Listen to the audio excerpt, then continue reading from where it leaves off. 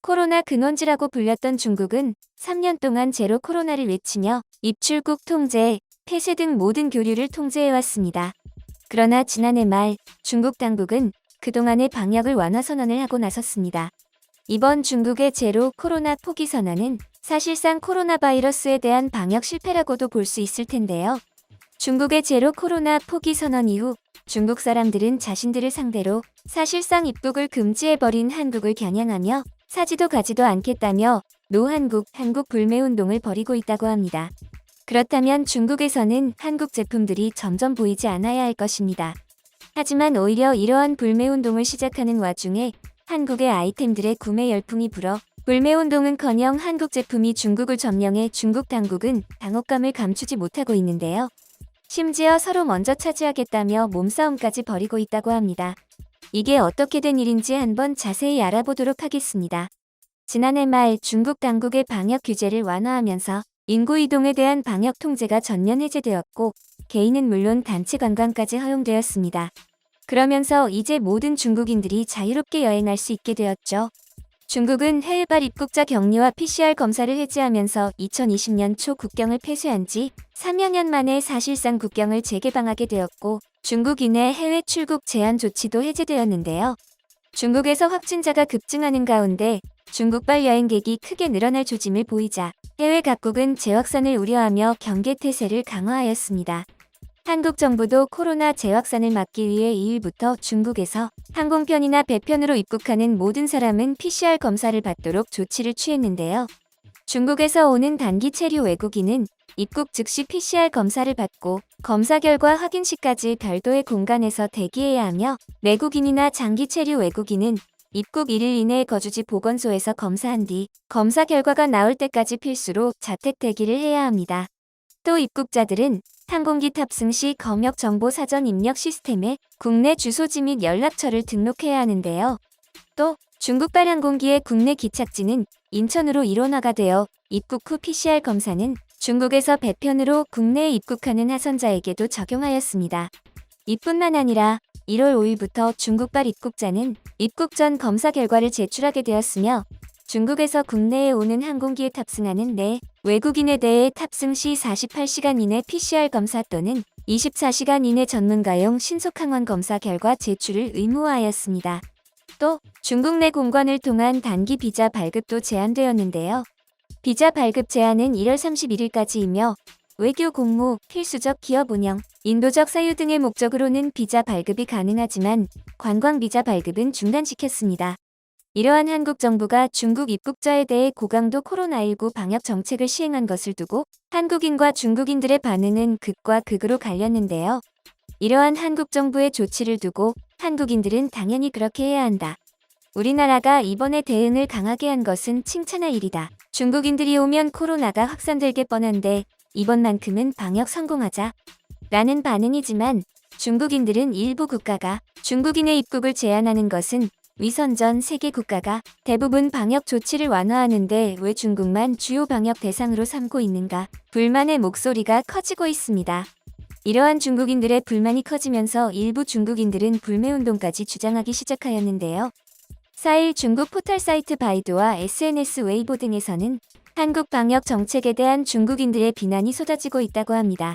특히 중국 최대 마이크로 블로그 사이트인 웨이보에는 한국은 중국 여행자에게 2번의 PCR 검사를 받도록 요청할 것입니다라는 문장을 태그해 중국을 대상으로 한 한국의 방역 조치를 경고하는 글들이 잇따라 게시되고 있는 것으로 전해졌습니다. 이러한 게시글이 확산되면서 웨이보에서는 사지도 가지도 않겠다며 노한국 운동이 번지고 있습니다. 한국이 중국 관광객을 환영하지 않는다면 우리도 한국에 여행 가지 말아야 한다는 주장인 것이죠. 심지어 한 중국인 논평가는 자신의 블로그를 통해 최근 한국의 방역 정책과 관련해 중국 내에서는 한국에 가지 말고 한국 물건도 사지 말자는 사람들이 많아지고 있다며 관련된 SNS 글들을 발췌해 올리기도 했습니다. 이러한 논평가의 SNS, 웨이보에서의 불매운동을 외치면서 한국 제품들은 중국에서 보이질 않아야 하는데요. 오히려 중국의 이곳에서는 한국 제품을 서로 구입하려고 하는 등의 말과는 상반되는 모습들이 보이고 있다고 합니다. 이곳은 바로 코스트코인데요. 중국 상하이에 입점해 있는 코스트코는 개점 이후 엄청난 판매고를 올리면서 세계 최고 매출을 올리고 있습니다. 중국의 코스트코는 특유의 상품 판매 방식이 직매입으로 단가를 크게 낮추었고, 이는 가격과 진품에 가장 예민해하는 중국 소비자의 마음을 사로잡았고, 매장 안은 늘 사람들로 넘쳐나고 있습니다. 이전에도 중국은 서방 제재에 분노를 보이며 나이키를 불태우고 KFC 불매운동, 트럼프 반대 등 반미 운동으로 난리 났다고 보도되었으나, 실제 중국인들은 철저하게 회사 본사의 제품을 직매입하여 저가에 판매한 코스트코에 열광하였습니다. 이러한 인기 비결은 국내에서도 비슷하게 작용한 바 있는데요. 바로 다양한 미국 브랜드 정품을 저렴하게 구입할 수 있었기 때문입니다. 일각에서는 코스트코가 미국 회사라는 점과 유통 시스템에 큰 역할을 했기 때문이며, 또한 중국인들의 선택이 결국 중국의 말뿐인 주장과 상반되는 행동들은 동떨어졌다는 말이 나오고 있다고 합니다. 중국에서 가장 유명하고 비싸게 판매되는 마오타이주를 예를 들어보겠습니다. 기원전 135년 한무제 때부터 전해진 마오타이주는 중국을 대표하는 주류이기도 합니다. 이러한 마오타이주 정품을 최저가로 산다는 것은 중국 사람들에게 있을 수 없는 일인데요. 중국 근현대 역사의 중요한 사건에서도 자주 등장할 정도로 마이타이주의 의미는 중국인들에게 굉장히 남다르다고 합니다. 이렇게 중국에서는 귀한 마오타이주는 구매해서 되팔기만 해도 엄청난 차액을 남길 수 있기 때문에 마오타이주를 판매하는 곳은 늘 사람이 붐볐습니다. 그런데 미국 기업인 코스트코에서는 마오타이주 정품을 싸게 구입할 수 있었습니다. 코스트코의 이런 정직한 운영에 오히려 중국인들은 환영하기 시작하였는데요. 코스트코의 독특한 유통 방식으로 인해 오히려 한국 제품들도 인기가 넘쳐나기 시작한 것입니다. 한편 일본에서도 이러한 일들이 비슷하게 일어난 적이 있는데요. 일본 열도의 K-팝 등 한류 열풍이 불고 난 뒤 일본 사람들은 한국 제품을 구입을 희망하였으나 한국 제품을 구하는 것은 굉장히 힘든 일이었습니다. 일부 한인마트나 신오쿠보 등지에 가면 한국 제품을 구할 수는 있으나 대량으로 구입하는 것은 어려웠죠. 이는 일본 회사들의 유통 방식 때문인데요. 일본은 전 세계에서 유통 구조가 가장 복잡한 국가이기 때문입니다. 오랫동안 도매상, 중간 상인들과의 관계도 지속적으로 맺어야 할 뿐만 아니라 이런 것들을 일일이 하나하나 뚫어야 판매가 가능했기 때문이죠. 또 기존의 도매상, 중간 상인들의 텃세도 일부 작용하였으며 일본에서는 한국 제품은 퀄리티가 낮다라는 오랜 편견들도 한몫했습니다. 하지만 이러한 한국 제품의 유통에 어려움을 깨뜨린 건 바로 코스트코였습니다. 코스트코는 한국에서 제품을 직매입 후 자신들만의 유통 라인을 통해 대량으로 일본에 입점시켰는데요. 물론 무작정 대량 입점을 한 것이 아니었습니다.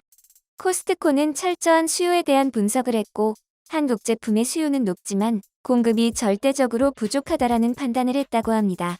그 당시 일본에서는 한류 열풍이 절정에 이르러 한국의 콘텐츠가 유행함에 따라 그 인기가 하늘로 치솟았는데요.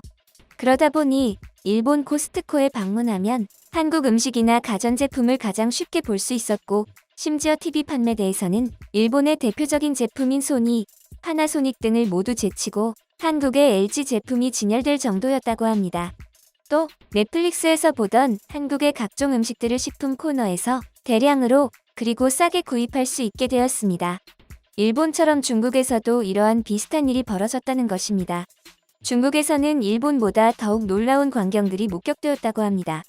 중국 코스트코에서도 일본과 같이 한국의 제품들이 대거 판매되기 시작한 것인데요. 다양한 한국 음식이 한류 열풍에 힘입어 엄청난 인기를 얻게 되었습니다. 중국에서 큰 인기를 자랑하는 박서준을 내세운 한국의 부침개 키트는 데이트를 쳤으며, 중국 틱톡 등에서는 코스트코에 가면 한국의 부침개 키트를 사서 먹어야 한다는 등 유행이 불었습니다. 특히 한국의 냉동만두의 인기가 엄청났었는데요. 젊은 세대들에게 편리한 조리법과 맛이 좋은 만두가 등장하자 만두 종주국이라고 자칭하는 중국에서는 크게 당혹하게 만들었습니다. 여기서 끝이 아니었습니다. 한국의 김치와 관련된 상품들이 등장하였고 엄청난 판매량을 자랑하자 중국을 더욱 당혹스럽게 만들었는데요. 그 이유는 중국 정부는 한국을 김치 종주국으로 인정하지 않았는데 정작 중국 사람들은 한국 김치를 더 많이 선호하고 있어서였죠. 이에 중국 당국에서는 한국의 것을 제한하려는 움직임을 보였지만 정작 중국 코스트코에서 유통되는 한국 제품까지는 막을 수 없었고 실제 중국인들은 정부와 상관없이 한국 제품들을 더욱 선호하면서 한국 제품들 구매 상승률이 급격하게 증가하였습니다. 겉으로는 한국 불매운동을 벌이자는 주장과 다르게 오히려 코스트코에서 대량으로 판매하는 한국 제품과 음식들의 판매량이 증가함에 따라 말과 행동이 다른 중국인들의 모습을 스스로 증명한 셈이 되었습니다.